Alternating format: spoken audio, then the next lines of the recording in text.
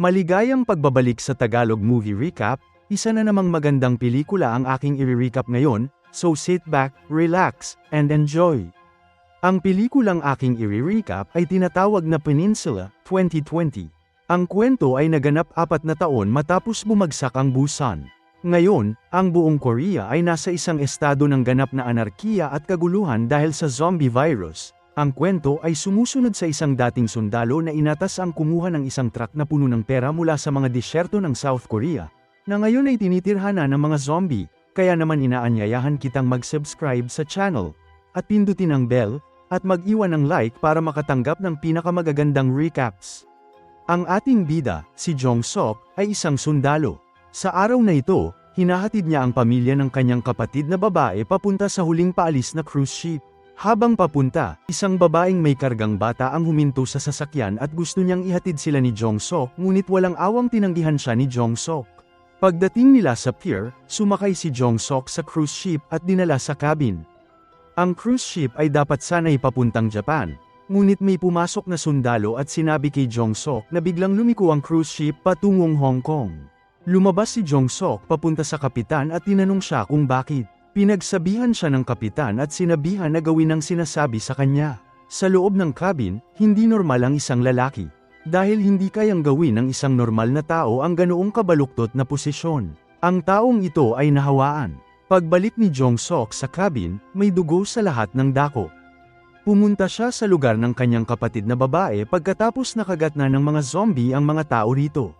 Nakagat din ang maliit na pamangkin ni Jong Sok. Niyakap siya ng kanyang ina nang may pag-aalala. Sa sobrang takot, hindi siya makapagsalita. Sa puntong ito, ang taong nakagat ay agad na magiging zombie. Nagmadali si Jong Sok na hilahin ang kanyang kapatid para makatakas. Ngunit ayaw isuko ng kanyang kapatid ang kanyang anak. Sa sandaling yun, ang lalaking nakagat sa lupa ay naging zombie. Sinimulan niyang atakihin si Jong Sok. Tinapos ni Jong Sok ang pagpapaputok ng bala ng kanyang pistola at nakatakas, at isinara ang pinto ng cabin. Sa sandaling yun, bumalik din ang kanyang bayaw na si Chul Min. Nasaksihan nilang dalawa ang sakit habang isang malaking grupo ng mga zombie ang sumugod sa kapatid ni Jong Sok. Pagkatapos, 4 na taon na ang lumipas. Tumakas sina Jong Sok at Zimun patungong Hong Kong sakay ng isang cruise ship. Ngunit ang kanilang buhay dito ay hindi gaanong maganda dahil sa pagkakasala sa pagkamatay ng kanyang kapatid. Sa isang banda, nagreklamo si Chul Min na hindi ginawa ni Jong Sok ang kanyang makakaya upang iligtas ang kanyang kapatid. Isang araw, isang gangster ang lumapit kay Jong Sok. Gusto nilang bumalik si Jong Sok sa Korea at kunin ang pera mula sa truck. Ngayon ang Korea ay isang paraiso ng mga zombie. Ang mga zombie ay hindi interesado sa pera. Ang miyembro ng gang na ito ay nakahanap ng paraan para kumita ng pera. Pumunta ang kanyang mga tauhan sa Korea at nangolekta ng isang truck na puno ng dolyar. Ang buong 20 milyon. Pagbalik nila, napapaligiran sila ng mga zombie. Napatay silang lahat. Hahatiin ni Jong Sok ang kalahati ng dolyar na puno ng kotse kung mababawi niya ito. Agad na sumang-ayon sina Chul Min, Wishu, at Minho. Di nagtagal, sumakay na sa bangka si Jong Sok at ang kanyang grupo. Pinaandar ng mga gangster ang bangka papunta sa laot. Binigyan nila sila ng mga armas at satellite phone. Pagkatapos ay nagsagwan sila papuntang Pampang gamit ang isang rubber boat. Dito nakadaong ang barko at naghihintay sa kanila. Tahimik ang lugar pagkababa, may mga gumuguhong gusali kahit saan. Wala ni isang multo ang makikita. Binuksan ni Minho ang pinto ng isang kotse. Nasa loob ng kotse ang mga susi. Pagkatapos paandarin ang kotse, nagmaneho sila para hanapin ang truck. Si Wishu ang nagmamaneho. Nagmamaneho siya ng taxi sa lugar bago pa man sumiklab ang zombie virus. Bigla nilang nakita ang isang truck. Bumaba si Jong Sok sa kotse para tingnan ito. Hindi ito ang plaka na hinahanap nila. Sa sandaling yun, may kakaibang ingay sa isang sulok. Si Jong Sok, na hindi takot mamatay, ay pumunta para tingnan ito. Tumingin siya sa night vision scope ng kanyang rifle. Takot na takot siya. Sabik na nakatingin sa kanya ang mga zombie. Nagpatuloy ang grupo para hanapin ang truck. Sa wakas, natagpuan nila ito sa ilalim ng overpass. May isang taong nanunood sa kanila sa dilim gamit ang binocular. Binuksan ni Chul Min ang truck. Ang bag na puno ng dolyar sa loob. Nang makarating sila sa driver's side para umalis, isang patay na driver ang natagpuang nakaupo sa loob ng truck. Lumapit si Chulmin at sinubukang ihagis siya palabas ng kotse. Sa sandaling yun, biglang nagmulat ng mga mata ang patay na driver. Ibinuka niya ang kanyang bibig para kagatin si Chulmin. Habang nagpupumiglas, aksidente niyang nabusina ang truck. Sa wakas ay binaril ni Jong-sok ang driver at napatay ito. Sa oras na ito, isang malaking bilang ng mga zombie ang nakarinig ng busina ng truck at sumugod dito. Ang mga zombie na ito ay bulag sa gabi, ngunit ang kanilang pandinig ay sobrang matalas. Kinuha ni Jong-sok ang kanyang rifle at nagsimulang magpaputok. Ngunit napakaraming zombie. Sumakay si Jong-sok sa truck at pansamantalang tumakas mula sa mga zombie. Dalawang sasakyan ang bumabiyahe sa kalsada. Nagsimulang mangarap si Wishu na yumaman. Hindi kalayuan sa kotse, may bumabang tao. Nagpaputok ng flare sa kanila. Nakasisilaw ito sa dilim. Nakita ng mga zombie ang apoy at sumugod sila. Nagmadali silang tumakas. Nakaharang na sa kalsada ang hukbo ng mga zombie. Nabangga ni Wishu ang ilang zombie at nawala ng kontrol sa kotse. Hindi makabrake ang truck sa likuran nila. Bumangga ito sa kanila. Namatay din si Wishu. Nasugatan din ang tatlo pa. Patuloy na dumarating ang mga zombie. Nagmadaling nagtago si Chulmin sa loob ng truck. Nagsimulang tumakbo palayo si Jong-sok. Sa daan, nakasalubong niya ang isang babaeng nagngangalang Junie. Pagkatapos niya makasakay sa loob ng sasakyan, madali niyang napatay ang mga zombie. May isang batang babae sa passenger side. Nag-drive si Junie, nabangga ang mga zombie bilang harang. Hindi natiis ni Jong-sok ang pag-ikot at nawalan ng malay. Bumagsak ang kotse sa ilalim ng overpass. Dito, isang malaking horde ng mga zombie ang hamarang sa kalsada.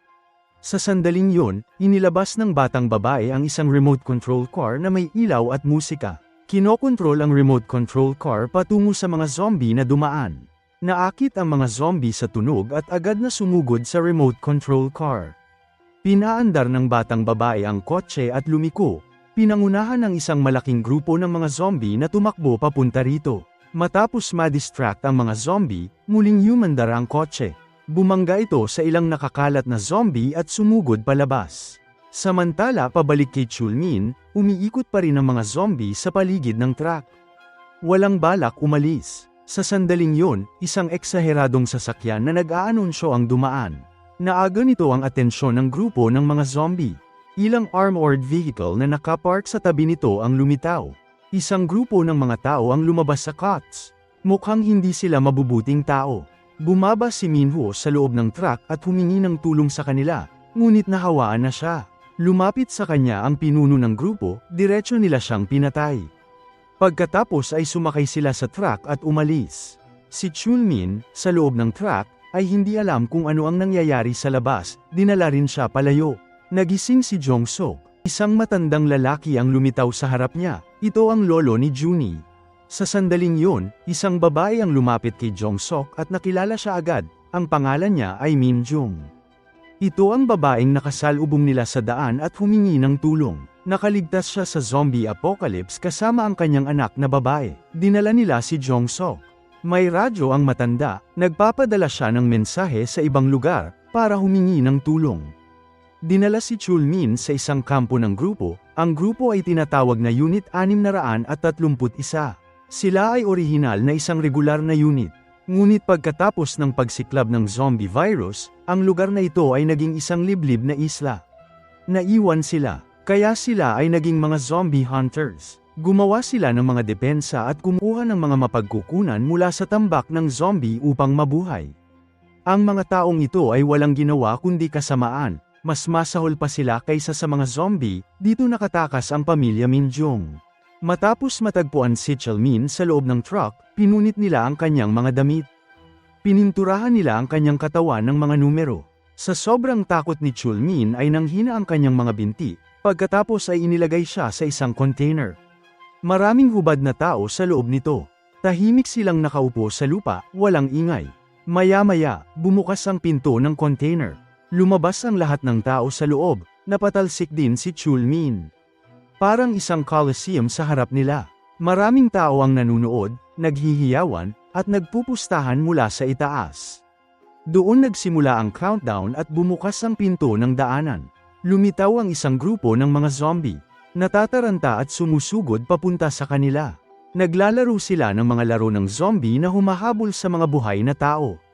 Maraming tao ang namatay sa bibig ng mga zombie. Tapos na ang oras, at tumutugtog ang musika.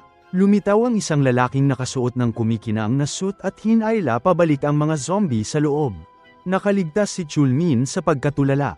Pagbalik sa container, hinagisan sila ng mga gwardya ng ilang pakete ng instant noodles. Pinagpega nila ito at kinain. Ang pinuno ng teritoryo ay ang lalaki na si Kapitan Shu. Sawang-sawa na siya sa buhay na ito at malapit ng magpakamatay, nang biglang may kumatok sa pinto.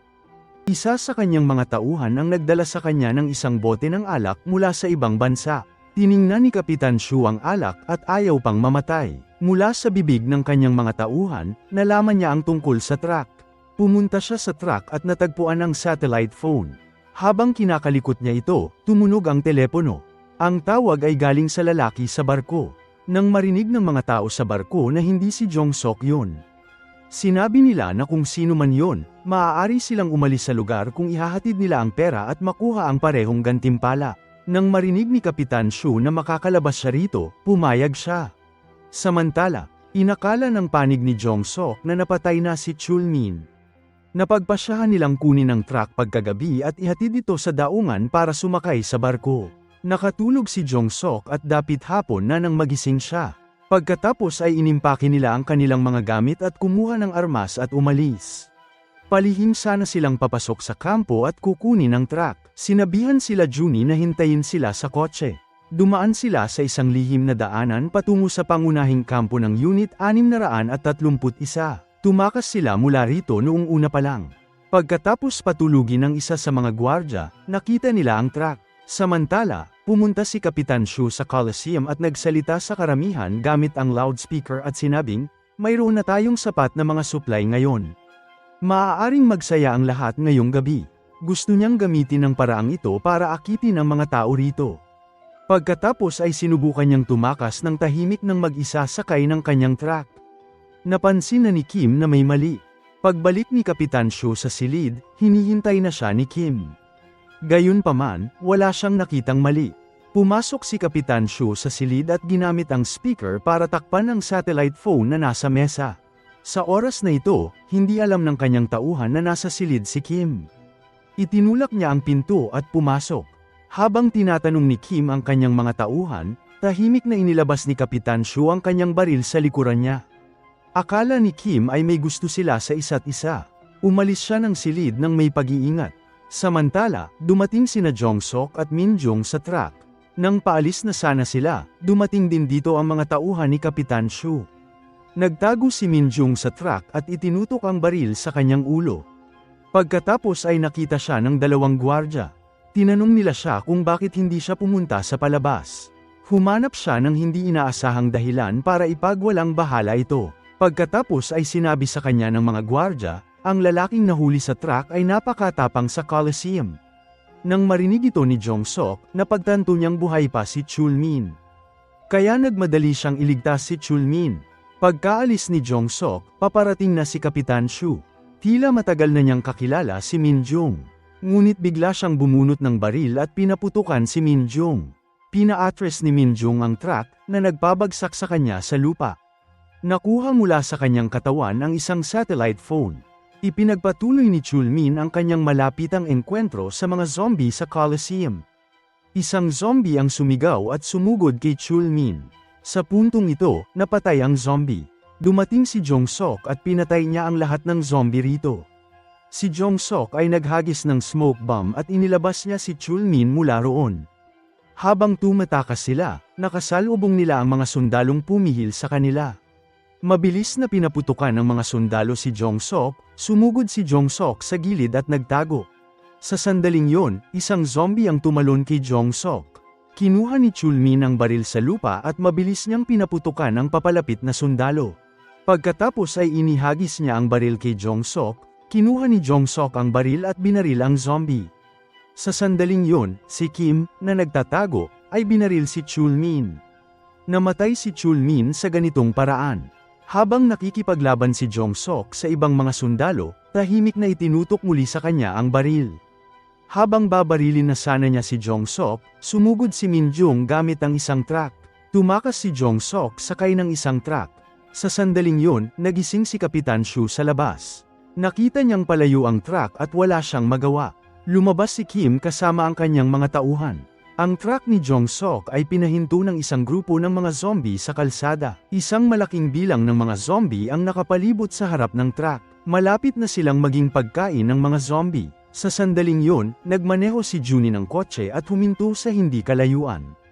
Ang nakasisilaw na liwanag ay umakit sa lahat ng mga zombie.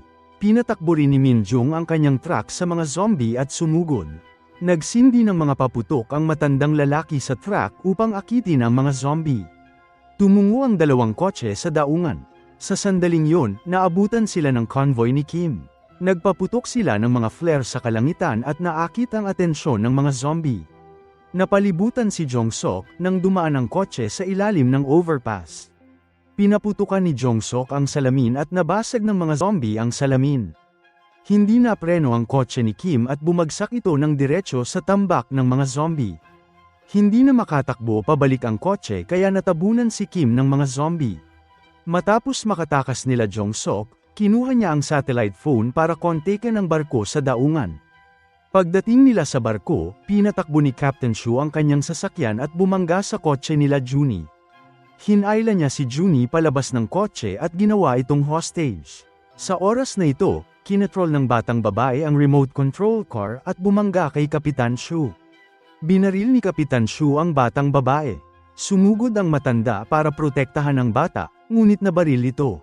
Kinuha ni Min-jung ang baril para manlaban at muling nabaril sa binti. Sa oras na ito, tumakbo si Kapitan Shu papunta sa truck at minamaneho niya ang truck at tumakbo palayo. Sakay ng truck, inisip niya ang kanyang magiging buhay sa Hong Kong. Pinaandar niya ang kotse papunta sa bangka at sinalubong siya ng mga gangster. Ang masayang bumati si Kapitan Shu.